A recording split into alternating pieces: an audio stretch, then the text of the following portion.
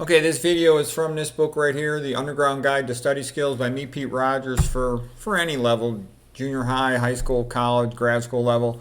And the first point we're going to talk about is IQ can be easily increased. And now you're going to hear, the first thing too you have to understand is most college professors stink. They are worthless. It would be better if they were not even present. Okay, they're almost like members of the you know what, moon, East Party. They're so bad, they tell you the opposite of the truth. And one of the typical things they say is you can't increase IQ. And it's obviously nonsense. It's so stupid that it's painful and it does damage to a lot of people. The first thing a student should realize is if they develop their study skills, their academic skills will improve. Okay, that's a fact, and it's an obvious fact. So basically, when they say IQ, they mean your ability to solve problems on an academic test. All right, so the first thing is if you get a good night's sleep the night before, your performance will improve. If you eat a healthy diet, your performance will improve. If you're less stressed out, your performance will improve. And it goes on and on. And so we'll go through some of the backstory, but I'm just going to tell you, like, for example, Jordan Peterson says you can't increase IQ. Jordan Peterson is full of crap, okay? Yeah, I know he's kind of smart. I know he says some good things and he does some good things too. But when you get past that, he's also a total BS artist. He was addicted to benzodiazepines. He tells everybody to eat a carnivore diet, like for autoimmune. He says things that are absolutely the opposite of the truth. Ridiculous. He recommends all kinds of people take these neuropsychiatric drugs that don't work at all, that actually cause lobotomy. It's nonsense, okay? He's sort of a representative of the establishment. He is not as pure and intellectual as you think, okay? Yeah, he does do a few good things here and there, so I'll give him credit for that. But you got to watch out. A lot of times he's playing like a 60-40 game. Gives you 60% of good information, which builds your trust, and then you trust him, and he totally BS's you on other things. And one of them is this idea of you can't improve IQ. All right, so I'm going to go through a little bit of backstory, and then we'll talk about some more about how you can increase IQ. So, and a little bit of definitions of intelligence, that sort of thing. Intelligence is the ability to see deep connections between things that superficially seem different. Dolly Parton quote, "I'm not offended by dumb blonde jokes because I know I'm not dumb and I know I'm not blonde." Okay, great. Robert Kiyosaki, intelligence is the ability to solve problems. And Kiyosaki's book is good. All teenagers should read that book in high school. Rich Dad, Poor Dad. It's very valuable to help you to make money because just because you're good in school doesn't mean you're going to make money. And just because you're good at school stuff doesn't mean you're smart about money and you're going to be wealthy. Because, like, for example, I'm like twice as smart, 3 times as smart as my father, but he was a multimillionaire, partly because he hit medicine at a good time. And I just assumed I would be rich. And don't get me wrong, I did pretty well. But I could have done much better if I'd been thinking about finances and all that stuff growing up. And I just took for granted my dad's a multimillionaire. I'm a lot smarter than him. I'm going to be multimillionaire easily. Okay. All right, Howard Gardner. There are multiple different types of intelligence, including verbal, mathematical, musical, rhythmic, kinesthetic, aesthetic, interpersonal, and intrapersonal. There's a little bit of truth in that, but there's also a lot of BS in that. Some of the scholars would say it's not that reproducible, some of these other types of intelligence. Okay, there's cerebellar procedural intelligence, which relates a lot to sports, how coordinated you are and ability to score points in a sporting event. And that's not the same thing as scoring points on a test. Academic intelligence, okay? When you meet people, curiosity is a sign of intelligence. Real smart people, they're kind of curious. They see the nuance and the interest and the beauty in a lot of simple things that a regular person just doesn't get. A good vocabulary is a sign of high verbal intelligence. Somebody who's funny, able to make jokes and puns, that's a sign of good verbal intelligence, okay? Verbal intelligence is the most important intelligence for school. Reading for pleasure in one's free time is the fastest way to increase verbal intelligence. In a perfect world, you'd have a real intelligent teacher and you could converse with them, but those kind of people are rare, and so you're unlikely to have that. Okay. Social intelligence, which can be referred to as emotional intelligence, is more important for making friends and for getting promoted at a job. So you have to have enough academic intelligence to pass the standardized exams and get into grad school for your field, whatever it might be. But once you get there, how high you rise in any organization will largely be related to your social intelligence. Also, I hate to say it, but it'll also a lot of times be related to how much of a scumbag you are, because in a lot of places, these big corporations, they're monopolies, okay? And a lot of them are sort of fundamentally evil and, cow, what, moon, what, east. And basically, they're not going to promote you unless they see you as an obedient conformist or a member of the cow, what, moon, what, east party. So that's why you see a lot of these major big organizations, their mid-level management is just a bunch of apparatchiks, okay? Meritocracy is not welcome in places like that. Smaller companies and smaller institutions where they're dependent on quality, they're much more likely to promote a person with meritocracy. But anyways, social intelligence is valuable. Life is much easier if you get along with people than if you don't get along with people. And everybody needs somebody to help them with something. So, okay, another thing too is I drive around the rich housing subdivisions near where I live in the suburbs, and there are a lot more business people living in those houses than doctors, okay? Doctors sort of had their heyday back in the 1970s, 1980s, and then the amount of money paid to the healthcare providers dropping. That's why they created this field of nurse practitioners, because they want them to replace doctors. The drug companies want their money. They're going to get their money one way or another. They control the system. So by cutting the cost of the provider, they keep their drugs affordable for a couple extra decades. So that was the game plan with that. And a lot of internal medicine and family practice is being replaced by nurse practitioners, to some extent even physician assistants. Okay, according to Howard Gardner, academic intelligence affects academic achievement and also depends on opportunity in teaching, whereas social intelligence affects how far someone will rise in the field, like I was sort of saying. A lot of persons who have C student level academic performance in medical school but have A-level social and financial intelligence will end up owning their own medical clinics or imaging centers, and then they get A students like me to work for them. Sad, but there's some truth in that. Robert Kiyosaki, author of Rich Dad Poor Dad, says that he was only a C student in high school, but an A student in the real world of entrepreneurship, finance, sales, and social intelligence. He's good, Kiyosaki. Now, you're going to hear a lot of people badmouth him, and that's part of the price you pay for becoming famous. Whenever somebody's famous, a bunch of people will go out and go after them. They don't want, and also anybody who does something good to help the proles will be attacked by sort of the midstream scumbag paparazzi that try to destroy anybody who helps the proles. Okay, so Kiyosaki, though, he's good guidance. I wouldn't say do everything he says, except everything he says, but I would say for a young person trying to get understanding and figure out how the world works, it's valuable financial knowledge you will get from him. And I also joke, I'm a little bit of the poster child of super high academic skills, but low social skills when I was young, because I was only wrestling. I only hung around with wrestlers. I didn't know how to interact with other people that well. And I ignored financial skills until later when I had to learn them, just because I sort of figured they'd all take care of themselves. And they did fine, but just not what they could have been. Okay, I'm not the only one. In fact, there's a name for doctors. They're called Henrys. Henry means high earner, not rich yet, because they often are poor at managing their money. They let their wife spend too much. Not me. And they just have it coming in one way and then going out the other.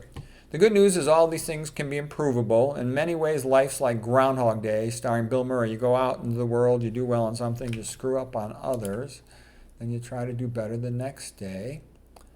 You read, you talk to people, you try to figure it out, you think about it. Okay, it's just part of life. You have to constantly go through that. And it's a big part of being in medicine. There's a lot of humiliation in medicine. Anybody who's been through it knows what it's like. Outsiders have this idea that, doctors are respected, prestigious people, and it's a wonderful field, and you help people. It's not what it's like. It's more like you progressively rise in a hierarchical system, and the system eventually you realize just wants you to be an assembly line worker to generate billing codes. So you try to do the best you can within that system. So if you want, though, to keep on developing intellectually and really be a top-notch person intellectually, you have to constantly be a beginner in new things, and go through that phase of being an embarrassing rookie. But you have to do it. Fluid intelligence is the ability to solve new problems and relates to how fast you can think and learn. Crystallized intelligence refers to vocabulary and general accumulated knowledge. So as people get older, they have a lot of crystallized intelligence. They'll often have less fluid intelligence than when they were young. Like when I was young, I could memorize equations and all kinds of things super fast and get it the first time. now that I'm older, I'm not as fast as like to memorize mathematical equations as I used to be. However, I just got tons more knowledge, so that's a good substitute. Academic intelligence, IQ, has been described as a Gaussian curve with a mean of about 100. It's been written that the average IQ of a junior college graduate, like a 2-year associate degree, is about 100. Average IQ of a 4-year college graduate is 110. Average IQ of a law school graduate, about 115. They used to say a medical school graduate average IQ was 125, but doctors are getting stupider. All this stuff about diversity and multiculturalism improving IQs is not true. Doctors are stupider than ever. I talk to doctors all the time, and I'm shocked at how stupid they routinely are. Ivy League college graduate, don't get me wrong, I know a lot of really smart doctors, but I say on average, the academic pool has not improved. It has gotten worse. Ivy League college graduate has IQ, it is said, of about 140. Okay. The standard deviation is said to be about 15. So an IQ of 115 would be considered one standard deviation above the mean. So you'd be about 50th percentile with an IQ of 100. 110, you'd be an IQ of about 75th percentile. A lawyer IQ is about 85th, so the top 15% of IQs can finish law school approximately. IQ of 190 would be like the top 10%. And so that's kind of a sad statement that the average IQ is conformist and really does, average doctor IQ is about 120, top 10%. And most doctors, they really don't do much thinking. I know tons and tons of doctors, and I can tell you, even the so-called smart guys usually are conformists and really don't know much outside of their field. Like, I have some friends in internal medicine, and they'll tell me, oh, the smartest internists, these two guys. I'm not going to say their names, but people who know me might know them. Some of the smartest internists in my city. And these guys probably got IQs about 155. They've memorized internal medicine textbooks backwards and forwards. They can tell you just about anything in that textbook. One of them's got a really good creative imagination. The other one's got like almost a photographic memory. But I'm also going to tell you, I would compare myself to those guys. I would say that, I'm a Gulliver compared to them. They're Lilliputians. And you say, oh, that's mean, that's stuck up. No, it's true. Because they haven't made the effort to read the basics of nutrition epidemiology and toxicology. And if you haven't done that, then you really don't know. You can't understand pathophysiology if you don't know that. So I'm sorry, but they're little babies, okay? And if they want to be big leaguers and be top notch, you really have to know nutrition, epidemiology, pathology. That's where it's at. And pathophysiology and toxicology, that's where it's at. The causes of hypertension, atherosclerosis, diabetes, that's where you'll find the answer. You won't find it in the regular medical books or the regular medical literature. Okay, so anyways, 125 is about 95%, 130 IQ is about 98th percentile, 135 and up, 99th percentile, 140, 99.5. So that's what I meant by the average, Stanford student was about 99.5 percentile, especially in the pre-med classes, maybe even higher than that. 145, 99.9, 155, 99.99, so pretty high up there. And again, this is really for memorization skills to take a test, like an SAT, ACT test, okay? And as you get into the higher numbers, it becomes a little fuzzier, okay? But one key point I would say is that it's real important to think of these as an achievement test rather than an aptitude test. And I say that based on a lot of experience because if you study for these tests, your scores go way up. In a previous lecture, I talked about my SAT test scores going way up just by grabbing a book and practicing on my own. And I also had the experience when I was in college at Stanford. There was a bunch of guys in the fraternity in my biology classes, pre-med classes, and they wanted me to study with them because I was student athlete of the year. I was a great student. I got A+ in the hardest classes at Stanford. Okay, so I refused because I was real stuck up. I was like, why am I going to babysit these guys? They're just going to waste my time, slow me down. I'm the best. I'm automatically going to get into whatever medical school I apply for, so why should I bother studying for them? I say that because I refused to study with them, and then a lot of them did better than me on MCATs. I didn't really even study for MCATs. I considered it beneath me. I was busy with other things. That was my attitude at that time. So it was an embarrassment for me that I didn't do that well on the MCAT. I mean, I forgot my score. I did reasonable on it, but not as well as I should have. People who I was much better student in classes did significantly better. I mean, that taught me a lesson. That is, these tests aren't just how good of a student you are, how well you know the material. They're how well you prepare for that particular test. So in the future, I prepared more for like my standardized tests, like my boards in medical school, got 99%. But that was a valuable lesson. That was a big embarrassment to me. And by the way, I didn't get into Stanford and I didn't get into Northwestern, which I was shocked by. And it wasn't because of my academic ability. I would have been first in my class at either place. It was because I socially didn't handle the interview well. And also, I'm sure because my MCATs weren't as high as they would have expected. Okay, another little secret about these standardized tests, they design them intentionally to have too many questions because they view that as a way to sort out the top performers from just the good performers. Is the top performer they expect will be able to do the questions much faster. So what that means is the practice you get from doing the questions, the practice problems are similar in the practice question books to the real test. You'll be able to get through the test and you'll do better. So they're really a test of speed at problem solving, not just problem solving. Okay, so here's a quote by Alfred Binet, one of the co-inventors of the IQ test. With practice and training, and above all method, we can increase our attention, our memory, and our judgment and become more intelligent. So you can become more intelligent. Oh, I forgot one story about finances. This was one of my sons, my boys, when he was in high school. He wanted to learn about making money. He got it in his idea. He wanted to learn about making money. So he goes, Dad, tell me. And his mother was standing right next to us. He goes, Dad, what's the secret? What's the secret? How can I learn how to make money? And I said, well, probably the most valuable thing would be don't have kids. And then my wife's sitting there, she goes, is that all you're going to tell the kid? You're such a jerk. I say, oh, yeah, and one other thing. Don't get married. Anyways, there's actually some truth in that. If I hadn't got married and had kids, I'd have been a multi-millionaire, retired many years ago. Okay, anyways, let's talk about increasing IQ like Alfred Binet said we could. And remember also the growth mindset of the psychologist at Stanford, Carol Dweck. So start out with an average IQ of 100. If you eat a healthy diet, IQ is going to go up 100 points, let's say at 105. Avoid toxins, like Lead Safe Mama said. Don't let them sand your house with old lead paint. Don't let the kid eat lead paint chips. Okay, don't be wearing lead paint lipstick, kissing your kid on the lips. Not a smart thing to do. Don't feed your kid, nurse your kid from breast milk. That raises IQ. Don't feed your kid all these processed food, baby foods. They're quite often full of lead, according to Lead Safe Mama. Okay, if you eat better foods, your brain cells will have better raw materials out of which to make themselves, and they will function better. Exercise. Exercise makes you smarter as long as you avoid head trauma.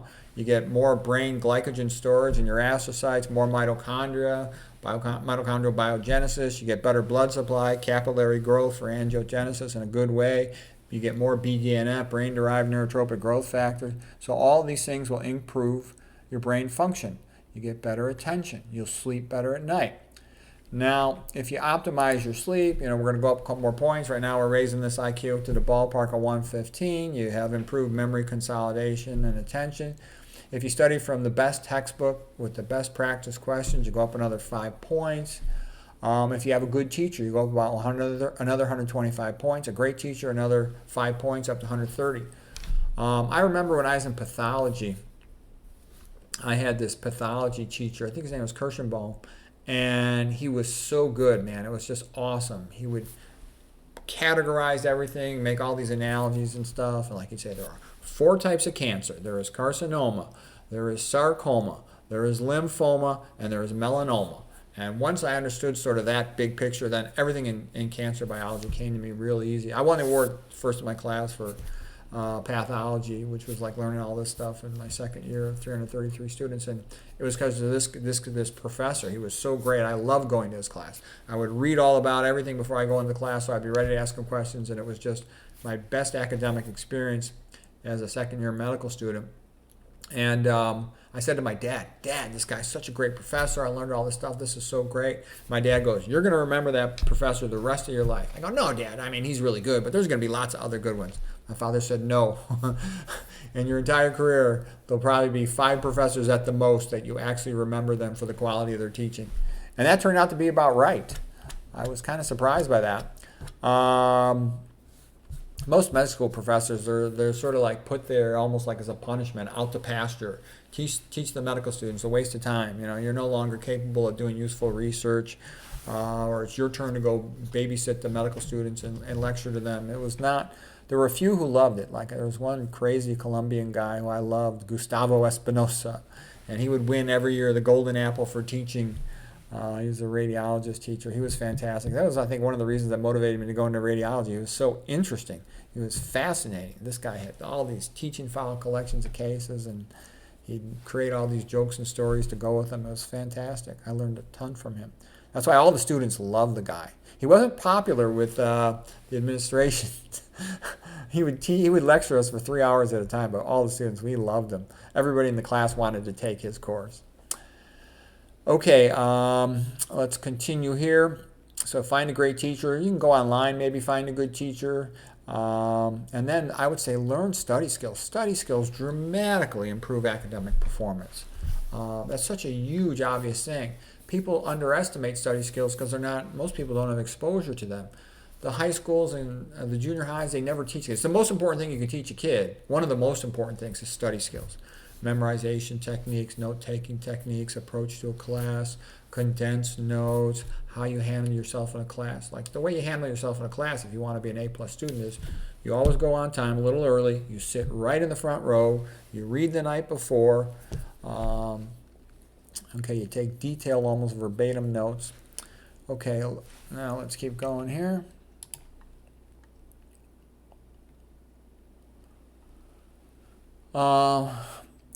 Another criticism, let's see, well, real life is not like 2 + 2 + 4. School's a lot of deductive reasoning where you have all the information. Real life a lot of times is inductive reasoning. You got to put it all together. And a lot of people have academic conformist memory that'll get you good grades in school, but to do original creative work, that's more inductive logic and thinking.